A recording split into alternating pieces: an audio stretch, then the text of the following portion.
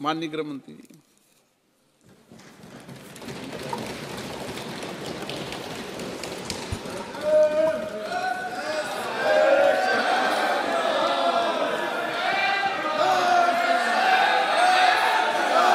माननीय अध्यक्ष जी, मैं सबसे पहले तो आपका धन्यवाद देना चाहता हूं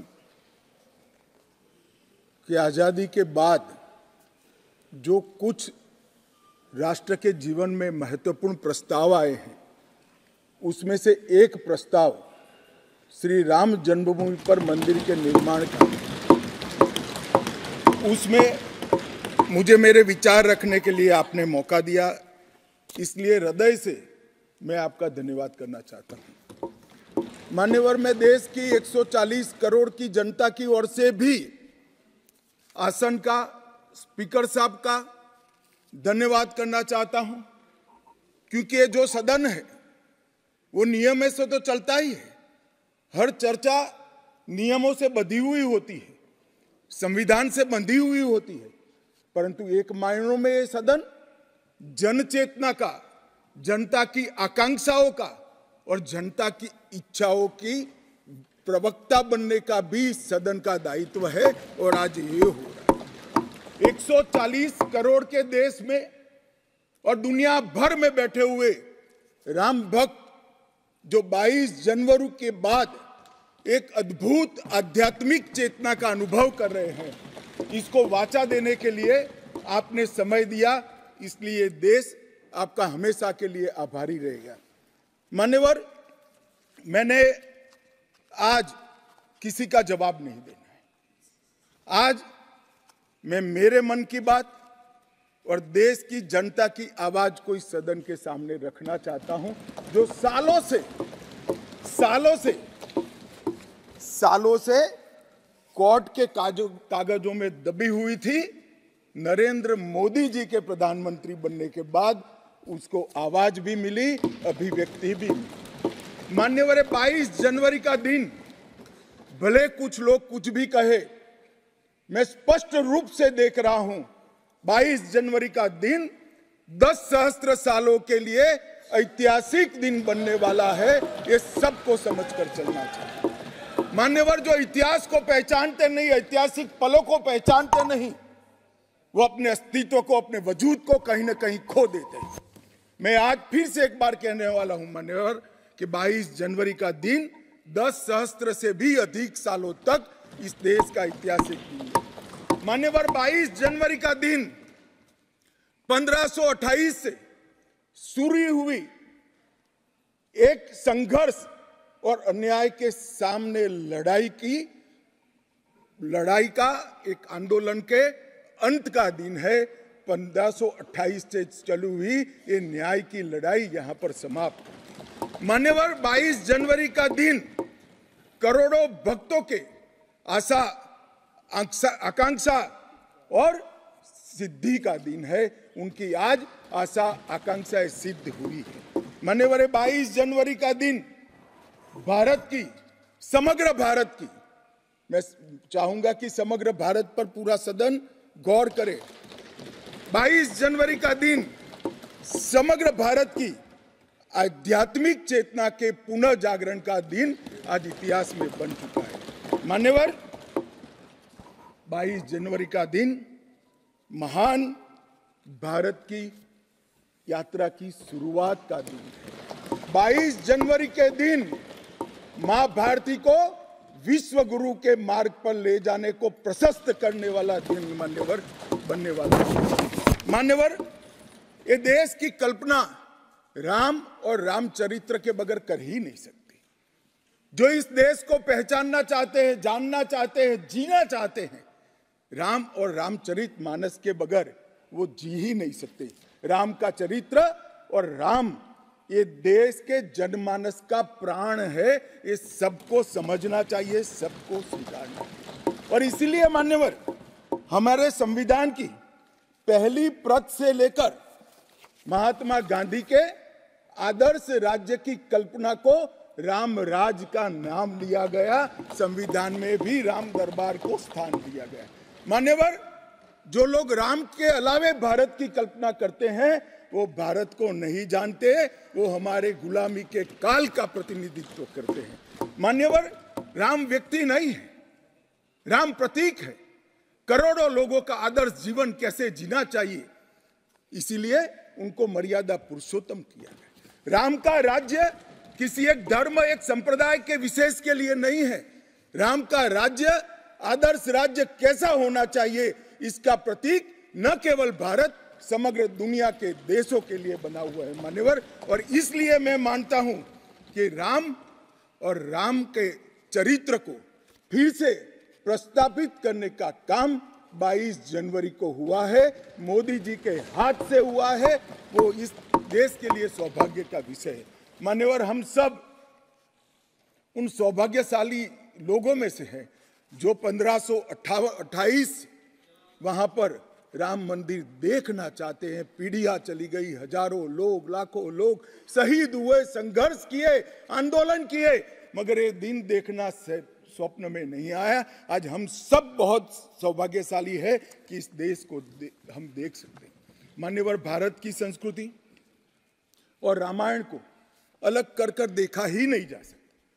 कई भाषाओं में, कई प्रदेशों में और कई प्रकार के धर्मों में भी रामायण का जिक्र, रामायण का अनुवाद, रामायण से बनी परंपराएं और रामायण को अपने राष्ट्रीय चेतना का एक आधार बनाने का काम हुआ है।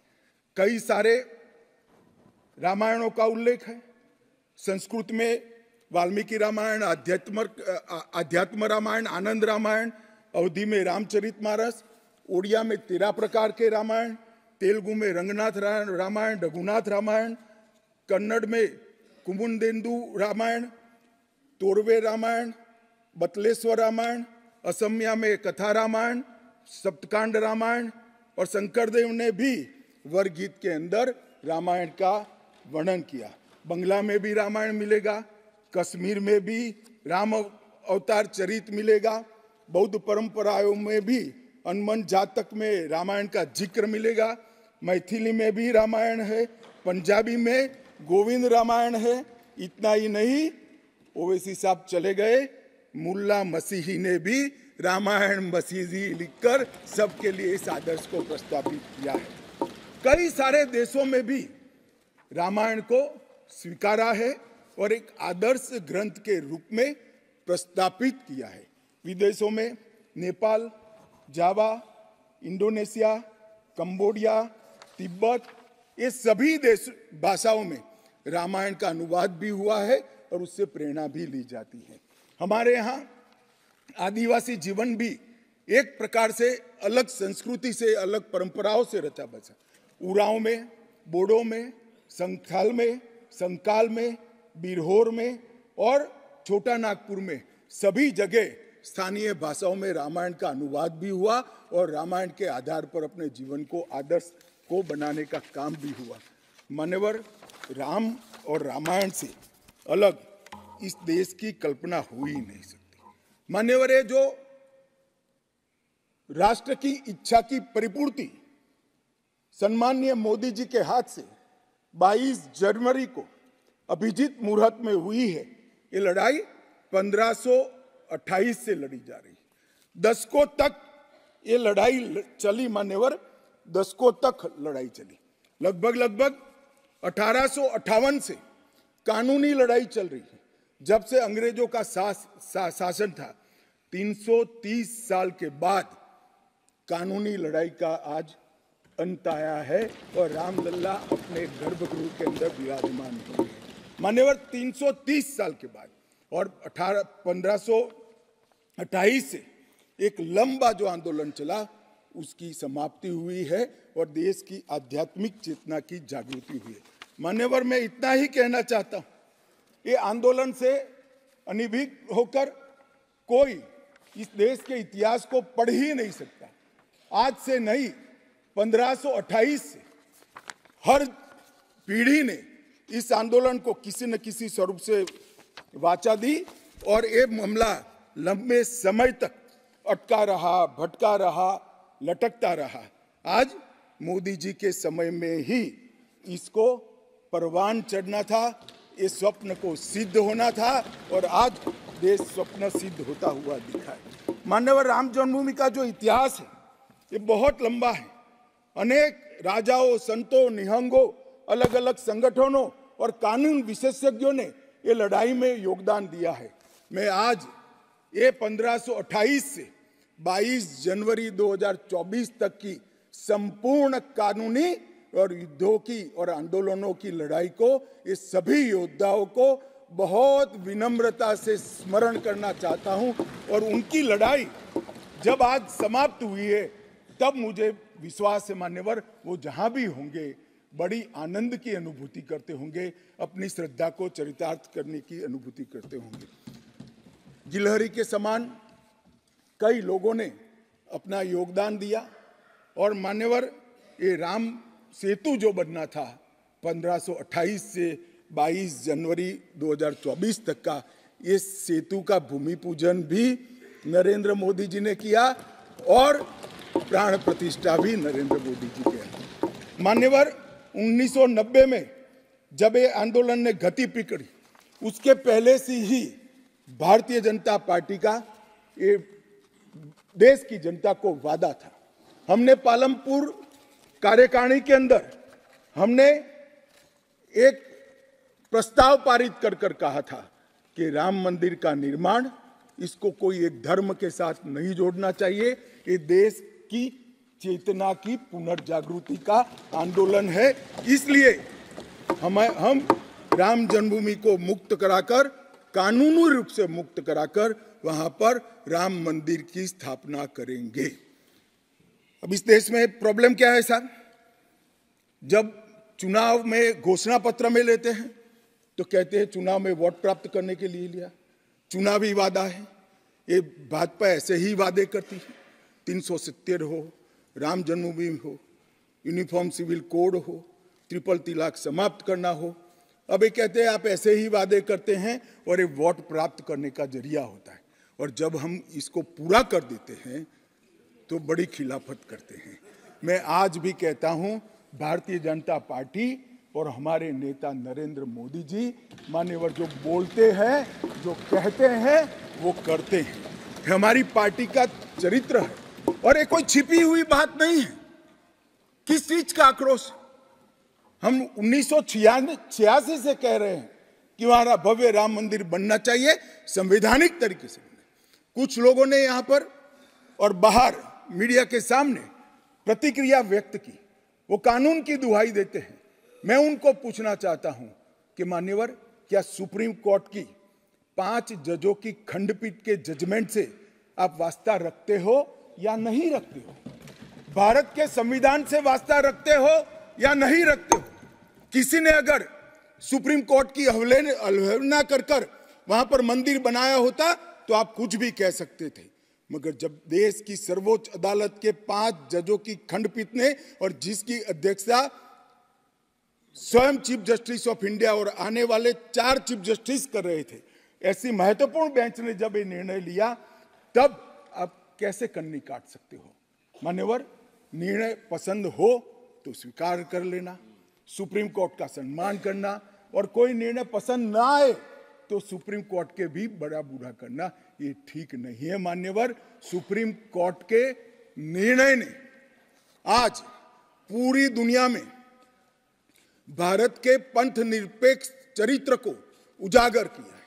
दुनिया में एक भी देश ऐसा नहीं है जहां बहुमत समाज ने अपनी आस्था का निर्वहन करने के लिए इतनी लंबी कानूनी लड़ाई लड़ी। हमने राह देखी है, सुप्रीम कोर्ट में लड़ाई लड़ी, और सुप्रीम कोर्ट का जजमेंट आने के बाद वहां पर आज भव्य राम मंदिर बना है। मान्यवर, जो बोल रहे हैं उनको भी सब मालूम है कि क्यों बोल रहे हैं। मैं आज फिर से कहना चाहता हूं, हमारे गुजरात में एक कहावत है, हवन में हड्डी नहीं डालनी चाहिए। पूरा देश जब आनंद में डूबा है, पूरा देश आध्यात्मिक चेतना की जागृति का अनुभव हो रहा है, भैया स्वागत कर लो, साथ में जुड़ जाओ, इसी से देश का भी भला है और सबका भला है। मान्यवर, एक लंबी लड़ाई के बाद स्थगितता में पड़े हुए मामले को नरेंद्र मोदी जी ने एक युग परिवर्तन करने के लिए जब मोदी जी को देश की जनता ने लंबे समय के बाद और कांग्रेस के बगैर किसी दल ने पहली बार पूर्ण बहुमत के साथ प्रधानमंत्री बनाना, तब से ये लड़ाई शुरू हुई। मान्यवर 14 से 19 तक राम जन्मभूमि मंदिर की लड़ाई चली, उसका ट्रांसलेशन हुआ, सालों लगे, लाखों पेज का अनुवाद हुआ, अनुवाद होकर कोर्ट के सामने गया, बीच में चुनाव आ गया, कोर्ट ने माना कि चुनाव के वक्त फैसला देंगे तो इसको शायद अलग दृष्टि से देखा जाएगा, कोई बात नहीं। चुनाव के बाद फिर से मोदी जी आ गए और फिर केस चला और अंततोगत्वा जब कोर्ट ने न्याय किया तब 5 अगस्त 2020 को 19 को मोदी जी ने इसकी नींव रखकर इसकी शुरुआत। मान्यवर, ये जो 20 से 24 की यात्रा है वो 20 से 24 की यात्रा भी समझनी चाहिए। राम जन्मभूमि का आंदोलन ऐसे ही नहीं चला, इसके साथ हर गांव, हर घर में हर करोड़ों राम भक्त, अनेक संगठन, भारतीय जनता पार्टी, राष्ट्रीय स्वयंसेवक संघ समेत घर घर गए, शिला लेकर गए, पूजा की और वो पत्थर को राम मंदिर की शिला बनाकर अयोध्या तक पहुंचाने का काम। करोड़ों लोगों ने अपनी श्रद्धा, अपनी इच्छा संवैधानिक तरीके से, शांतिपूर्ण तरीके से अयोध्या पहुंचाई और सुप्रीम कोर्ट ने जब जजमेंट दे दिया, निर्णय दे दिया, तब जाकर राम मंदिर के निर्माण की शुरुआत हुई। अडवाणी जी ने सोमनाथ से अयोध्या यात्रा भी की और इसके साथ साथ निहंगों ने शुरू करी हुई लड़ाई, अशोक सिंघल जी जो चरम सीमा पर ले गए थे, अडवाणी जी ने जन जागृति की और मोदी जी ने जन आकांक्षा की पूर्ति कर कर एक आध्यात्मिक चेतना का जागरण कर दिया। मान्यवर,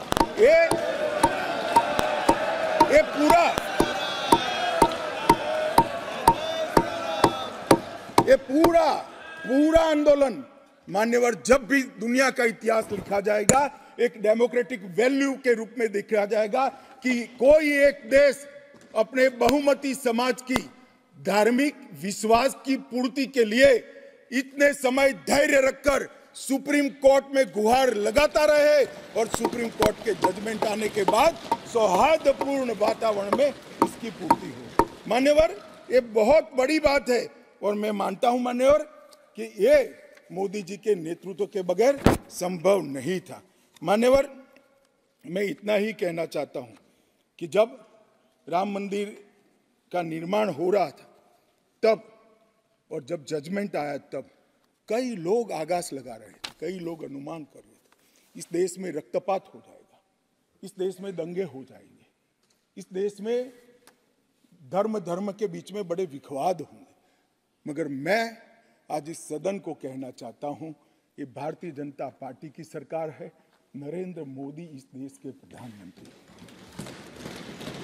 कोर्ट के जजमेंट को भी जय पराजय की जगह सबकी मान्य न्यायालय के आदेश में परिवर्तित करने का काम मोदी जी के दूरदर्शी विचार ने।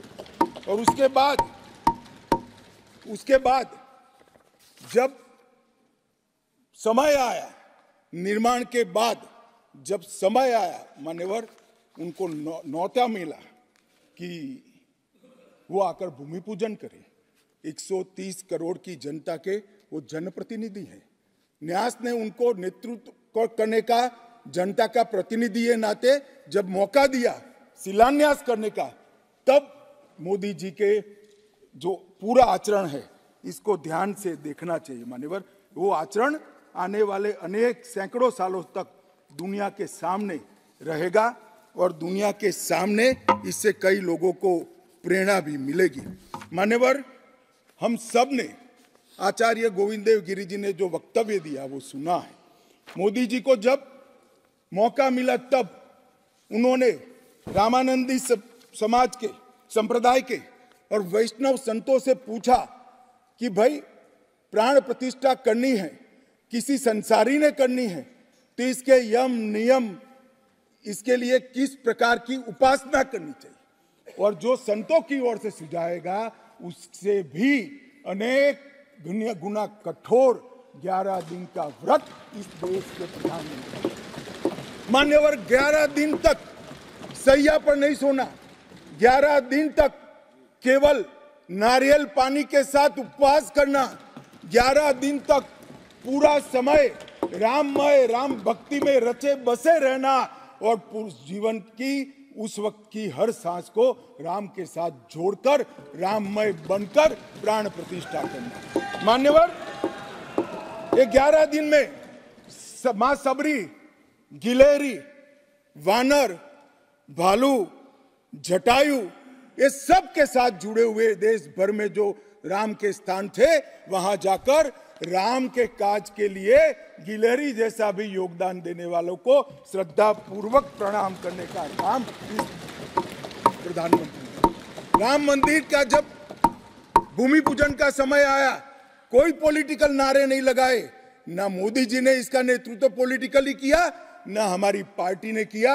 हर रोज एक राम का भजन अलग अलग भाषा में ट्वीट कर एक भक्ति का आंदोलन शुरू किया। मान्यवर, इस देश में कई सारे भक्ति के आंदोलन खड़े हुए हैं, ढेर सारे आंदोलन खड़े हुए। मान्यवर, इस देश में भक्ति का आंदोलन कोई नया नहीं है। मान्यवर, मीरा ने चलाया, गुजरात में नरसिंह मेहता ने चलाया, रामानंद ने चलाया, एकनाथ और ज्ञानेश्वर ने चलाया, शंकरदेव और माधवदेव ने असम में चलाया, चैतन्य महाप्रभु ने चलाया, समर्थ रामदास ने चलाया। ये सब भक्ति आंदोलन ने समय समय पर देश को मजबूत करने का काम किया है, सनातन धर्म को टिकाने का काम किया है और सनातन धर्म के प्रति सबकी आस्था को बंधाने का। घनघोर अंधेरी रात में एक ध्रुव तारे की तरह ये भक्ति आंदोलन ने देश के जनमानस का नेतृत्व किया। भारत के ही छोर में 10 सिख गुरुओं ने अनेक प्रकार के बलिदान, एक दशम पिता ने तो अपना सर्वस्व दान कर दिया। इस प्रकार के त्याग की भी इस देश की परंपरा रही, परंतु ये समग्र भारत के हजारों साल लंबे सांस्कृतिक और राजनीतिक इतिहास में एक शासक ने, एक जनता के व्यक्ति ने, एक जनता के प्रतिनिधि ने अपने यम, नियम, तप और उपासना से भक्ति चेतना की जागृति की, तो इसका एकमात्र घटना नरेंद्र मोदी जी ने की। और मैं तो स्वयं अनुभव कर रहा हूं। मैं उस दिन बैठा था लक्ष्मी नारायण मंदिर में, दिल्ली में बिरला मंदिर में, जो जनता थी, जो लोग थे, सबकी आंखों में आंसू थे। पूरा देश राममय हो गया था और जय श्री राम के नारे लगा रहा। मान्यवर, मोदी जी ने बड़ी शालीनता के साथ विजय के, पराजय के कोई भाव के बगैर जय श्री राम के युद्ध के नारों से पूरी दुनिया जानती है। जय श्री राम की वानर सेना का युद्ध का घोष था, पूरी दुनिया जानती है। जय संघर्ष चला तब जय श्री राम चला और मंदिर बना तो जय सिया राम हो गया। संघर्ष से भक्ति की यात्रा पूरे देश को आगे ले जाने वाली यात्रा है। मान्यवर,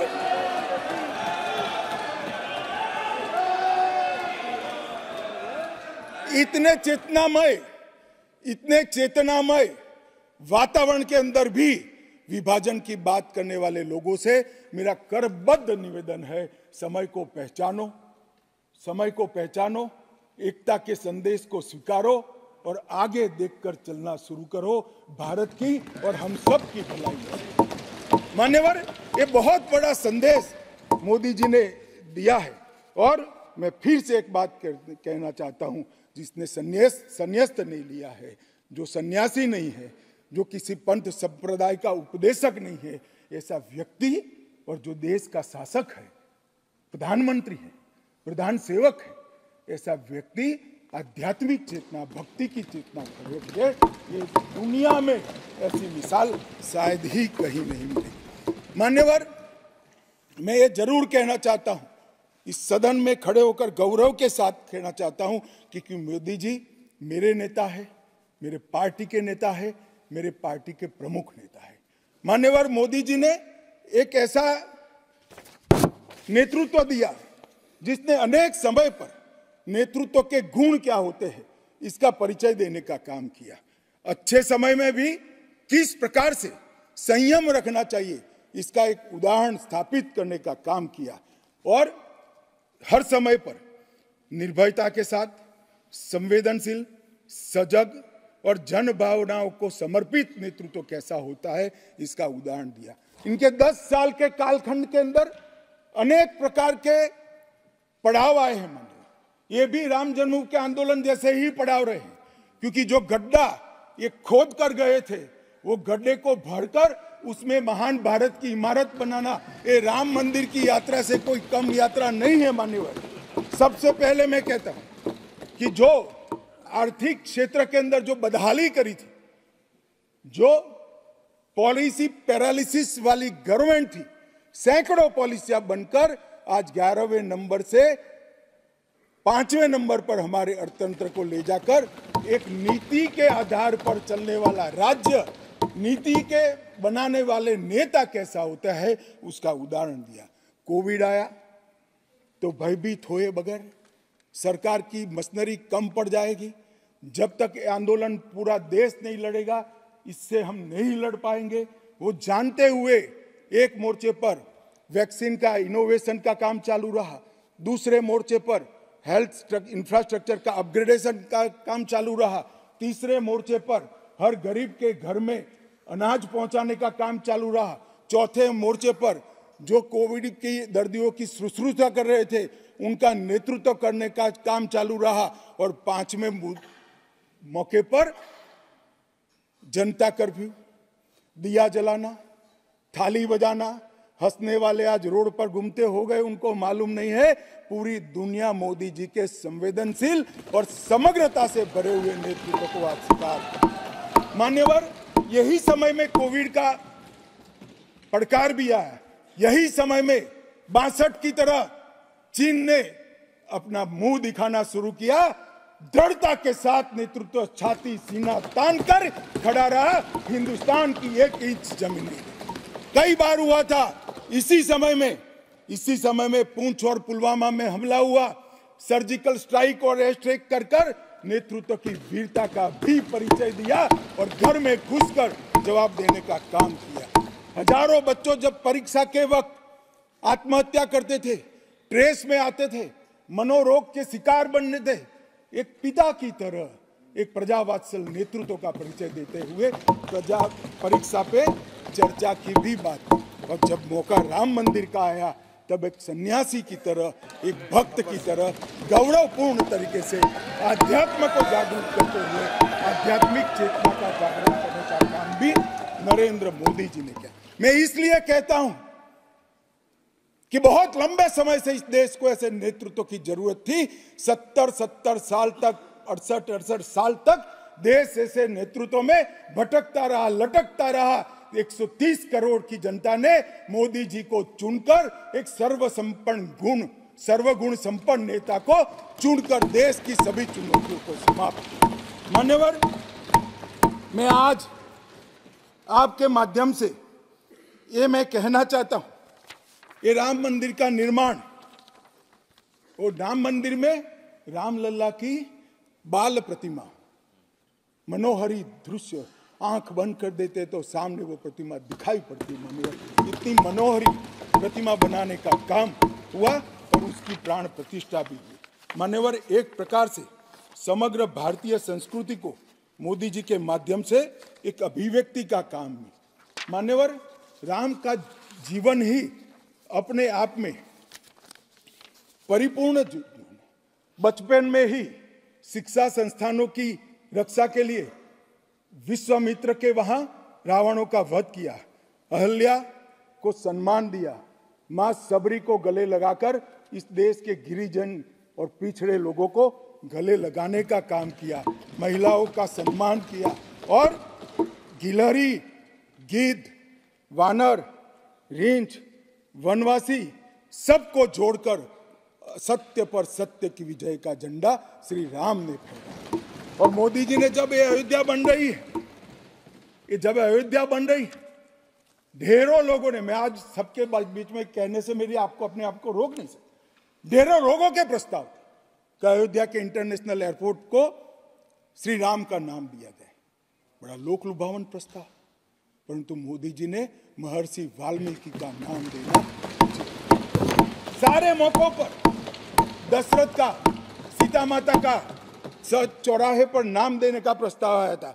मोदी जी ने कहीं जटायु को रखा, कहीं गिलहरी को रखा, कहीं हनुमान को रखा। मान्यवर समग्र समाज साथ में लेने का काम किया। मान्यवर ये जो मंदिर बना है उसके निर्माण में भी पूरे समाज को साथ में रखने का काम किया गया है। मान्यवर मैं आपको जरूर बताना चाहता हूं कि इसमें देश के हर हिस्से को स्थान देने का काम मंदिर के निर्माताओं ने किया है। एक भी प्रदेश ऐसा नहीं है जहां से कुछ नहीं आया है। हर प्रदेश और आसपास के सभी देशों से राम काज के लिए कुछ न कुछ समर्पित हुआ है। सबकी भूमिका रही है। पूरे समाज को जोड़कर मान्यवर ये मंदिर बना है।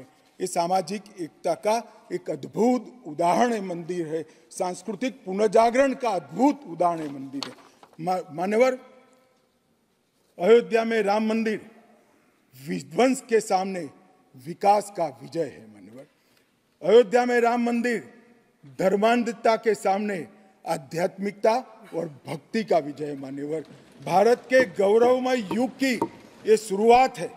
आत्मनिर्भर भारत और विकसित भारत का रास्ते का प्रशस्तीकरण का पॉइंट है और भारत माता को विश्व गुरु बनाने के रास्ते की मान्यवर शुरुआत है।